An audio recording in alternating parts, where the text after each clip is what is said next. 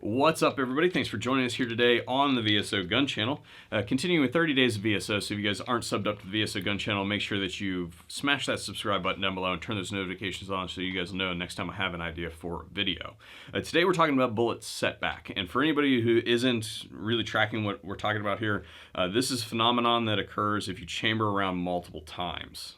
And imagine, for instance, you've got a firearm that's loaded and chambered, and then you need to clean it, or perhaps you want to render it safe and hand it to another person. That's good etiquette.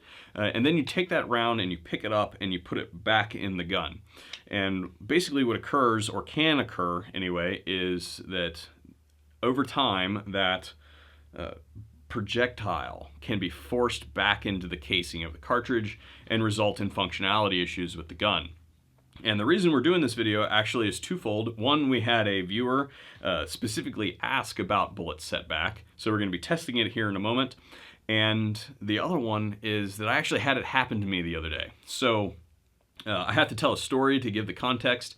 I have this one gun that I take with me to the range every time I go, and I have a magazine of ammunition for it. This is kind of a junkier specific type of ammunition that I use because that gun's sole purpose is for shooting groundhogs, just be honest. And for anybody who wants to jump on me about shooting animals, whatever, groundhogs dig holes, deep holes, and they prefer to dig them in loose dirt, like berms. And if they do that and then it rains really hard and water collects in their hole, then it can cause a slip in the berm, and that can cost over $10,000 to get fixed. Same round, chambered over and over and over and over again. Even though I'm an ardent, do not chamber around more than once kind of person, I was doing it specifically for that gun. And sure enough, pulled up on one and perfect squeeze, perfect alignment, click. And what actually happened is it had been set back so severely that when the firing pin struck the primer, it forced it off of the extractor and forward.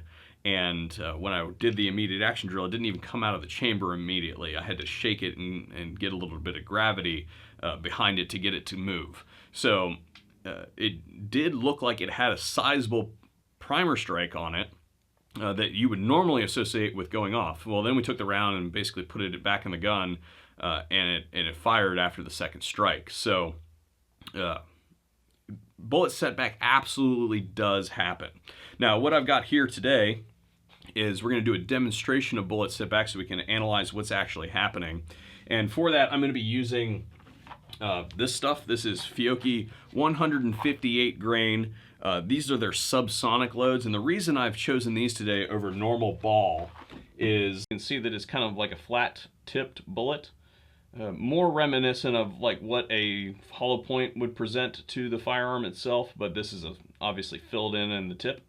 And I've gone ahead and painted one with die-chem really quick so that I can chamber it and we can basically see where the interaction is that we're talking about. So if we do that, and we'll just drop the slide, and then we'll go ahead and extract that round.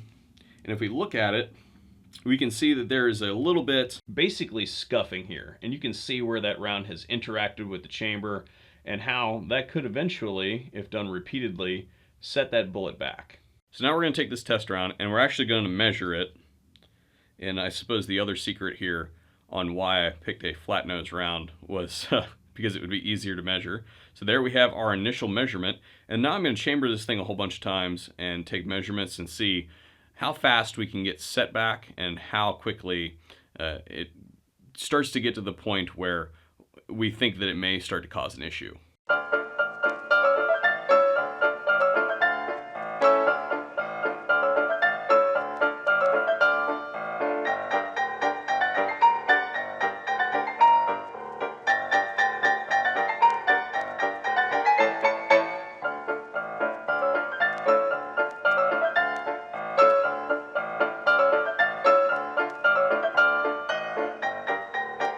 So it is 30 repetitions later, and about halfway through I switched to a different gun. So not using the Glock anymore, now I'm using the M&P. It's a little tighter, so it's got an after factory barrel in it.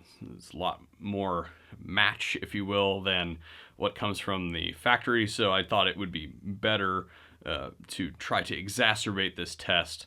And we've got a little bit of movement here. So I'm going to continue and see if we can get this to go any worse.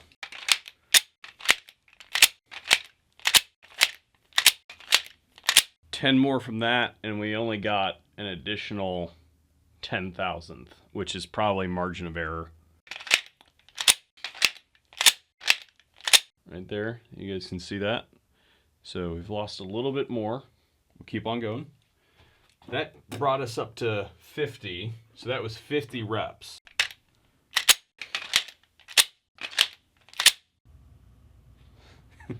That takes us to 60 reps. We'll keep on going. I'm not going to be able to do anything with my hands.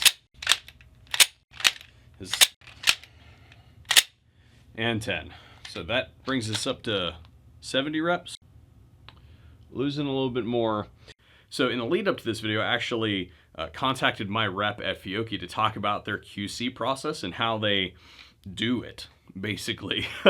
And they don't actually have to stop the line necessarily to take QC measurements of their ammunition in process.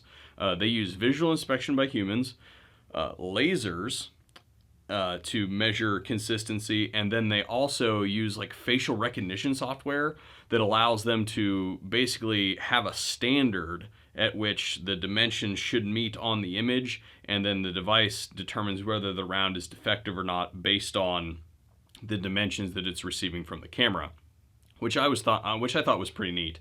And then at the end, they do a 100% visual inspection of every round in the lot, and then they pull batches to do batch analysis. So basically, they'll take it out and do an analysis of velocity, consistency, accuracy, and the other one was, pressure. Yeah, so they do all that analysis afterwards for each of the individual runs and compare the data to all of the lots of that type of ammunition that have ever been produced. So the scientist in me geeks out a little bit about that sort of stuff. Having worked in some manufacturing settings previously, it's cool to see how they do it there. I would really love to take a trip there and see how they actually do it, if they'll let me in the door. This should bring us to 80. I can't remember what our last measurement was, but there's our new measurement. Question is, can we see what's going on? Let's see, I can't see anything. So, oh yeah, we can read it. We can read it. It's not so great, but we can read it. Of course, I have to be able to see what I'm doing here.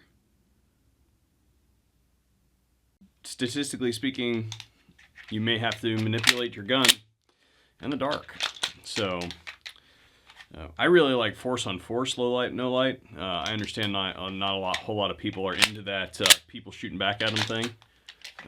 Got it. But quite an enlightening experience, I do have to say. And then, if you don't believe that it's dark in here,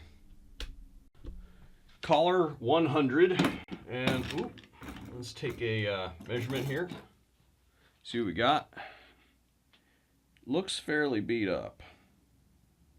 Okay, again, I don't remember what our last measurement is. You guys know it way better than I do because you guys are seeing it in a reduced time here. But there is our final measurement after 100. And what I want to do real quick is I'm going to get a new round here out of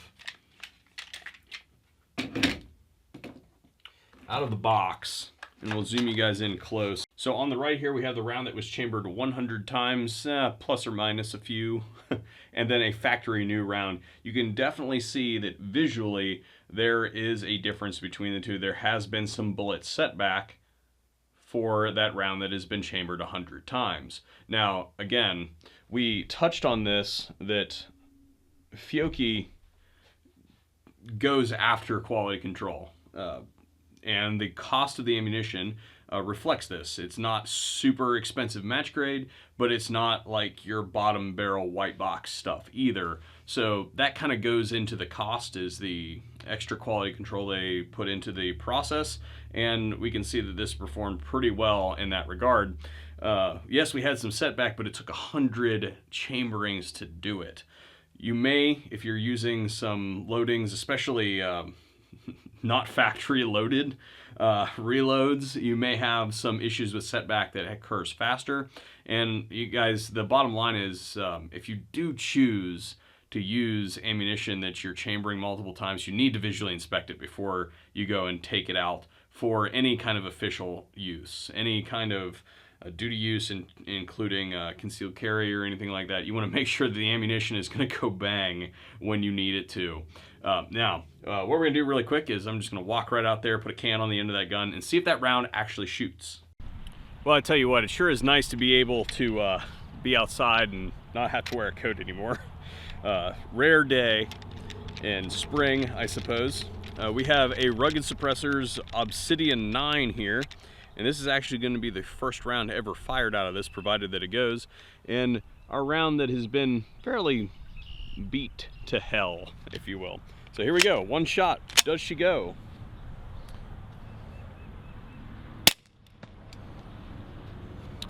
Alrighty guys, so there you have it. Now obviously your results may vary. I mean, if you have bullet setback that is severe, it can cause issues. So in this particular instance, the round went off anyway, but if it is incapable of sustaining a good effort on that primer, then it may not go off. So I hope that you guys learned something here today. If you guys didn't know about bullet setback, now you do. Some of it, I think that you guys can see, can be a little bit overinflated as far as the concern is concerned, but there you have it. Thanks for joining us here today on the VSO Gun Channel. Hopefully we'll see you guys on a future video.